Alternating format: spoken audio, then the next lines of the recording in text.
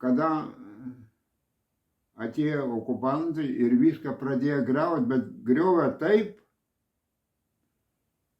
ypatingai po partizanų sunaikinimo, puolė bažnyčią. Kol vyko partizaninis karas, jie kažkaip, matyt, buvo direktyvos jiems tokias, kad nepradėti.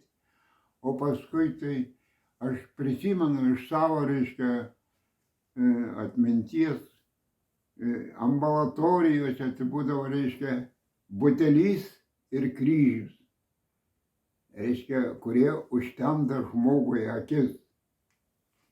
Jau buvo kovojama prieš visą, kas kilnu ir šventa, prieš žmogaus prigimtį, prieš 10 Dievo įsakymų, prieš patį Dievą aiškindavo, kad jokio Dievo ir jokio velnio nėra, žmogus yra kilęs iš beždžionės, reikia klausyti partijas ir daryti, ką nori. Ir tie, kurie klausė partijas, darė baisius dalykus kartu su partija. Tiesiog, neįmanoma ten nei aprašyti, nei apsakyti. Dabar paimkim tokius dalykus, jau, tai žudo, nušauna, bet Rainį miškelį kankiniai, Panevėžį, tai yra baisus sadizmas. Tiesiog neįsivaizduojami dalykai.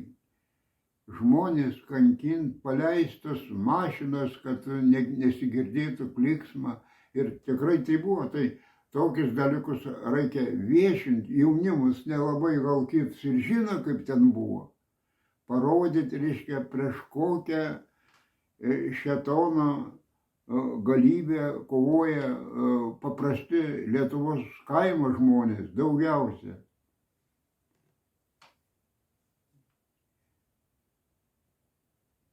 Bet va šitą nedaroma.